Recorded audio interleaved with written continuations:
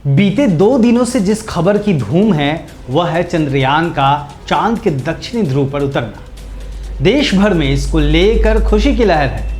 इस पर चर्चा करते टीवी वाले पत्रकार स्क्रीन के बाहर आने को बेताब हैं। मैंने भी फेसबुक और ट्विटर पर अपना प्रोफाइल बदल लिया था, चंद्रयान का लगाया था। लेकिन इसी बीच मुझे मेरे मित्र गौरव पठानिया, जो कि अभी अमेरिका के वाशिंगटन डीसी में रहते हैं और वहीं स्टर्न मोनोनाइट यूनिवर्सिटी में सोशियोलॉजी में असिस्टेंट प्रोफेसर हैं, उनकी एक कविता चांद मेन होल सा लगता है याद आ गई। और इस हर्ष की बेला में मेरा मन थोड़ा विचलित हो गया। पहले इस कविता की कुछ लाइनों का जिक्र, फिर खबर पर आऊँगा, क्योंकि दोनों जुड़े हुए हैं। मैं हूँ अशोक दास, आप देख रहे हैं दलित दस्तक। तो बात कविता की। अपनी कविता में हमारे मित्र गौरव पठानिया एक गंभीर सवाल उठाते हैं। कहते हैं ब्लैक होल एक ऐसी जगह जहां गुरुत्वाकर्षण इतना खौफनाक कि वो विशालकाय सितारों और ग्रहों को भी निगल जाए। हर सुबह हजारों लोग कांधे पर एक रस्सी लटकाए और हाथ में एक डंडी लिए निकल पड़ते हैं, अंतरिक्ष यात्री की तरह उतर जाते हैं इस ब्लैक होल से भी ज़्यादा खतरनाक उस मैन होल में। और बाहर निकलते ही या तो एक खबर बनकर या एक रिपोर्ट बनकर कि मैन होल में सफाई करते हुए हर साल 2000 से भी ज़्यादा लोग दम तोड़ देते हैं। सदियों से जाति के इस गुरुत्वाकर्षण ने ज्ञान रूपी प्रकाश की गति इतनी धीमी कर दी कि हम अपने ही घर और मोहल्लों के नीचे का खगोल शास्त्र नहीं पढ़ पा रहे हैं। ब्लैक होल में अपना भविष्य खुरच रहे एक चचा से मैंने पूछा कि चचा, सुने हो दुनिया चंद्रयान से चांद पर जा चुकी है, पर आप अभी तक यहाँ हो। चचा बोले, बेटा, इस नर्क में रहते रहते जीवन एक अमावस सा लगता है, और मैं जब यहाँ से ऊपर देखता हूँ तो चांद मुझे मैनहोल सा लगता है।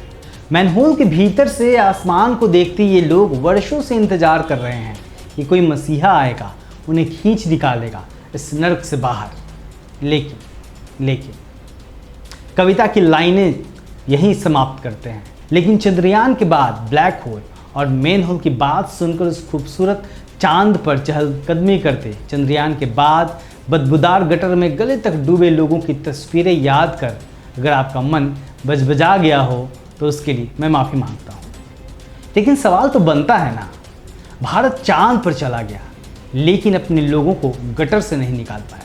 मित्र गौरव पठानिया ने अपनी इस कविता को अपने मेंटर और गुरु जेएनयू में प्रोफेसर विवेक कुमार और सफाई कर्मचारी आंदोलन के अगुआ और मैग्सेसे अवार्ड से सम्मानित बेजवाड़ा विल्सन को समर्पित किया है। जब चंद्रयान चांद पर उतरा और देश का संभ्रांत तबका अपनी छाती ठोक रहा था, बेजवाड़ा विल्सन अपनी छाती पीट रहे थे। जब सारा देश वैज्ञानिकों को और ईश्वरों को बधाइयाँ दे रहा था, तब सीवर में हो रही मौतों के खिलाफ स्टॉप किलिंग अस के बैनर तले देश भर की यात्रा पर निकले बेजवाड़ा विल्सन तेलंगाना के वरंगल से सवाल उठा रहे थे।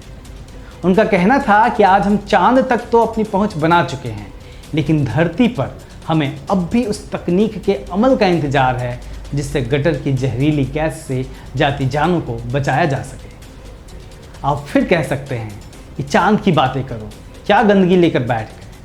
लेकिन ज़रा ठहरिए, सोचिए कि क्या बेजवाड़ा विल्सन के सवालों पर बात नहीं होनी चाहिए, वो भी तब जब हर साल हजारों लोग सिर्फ इसलिए मौत का शिकार हो जाते हैं, और वो भी एक खास समाज के लोग, क्योंकि सरकारें उन्हें सुविधाएं नहीं मुहैया करा पा रही हैं।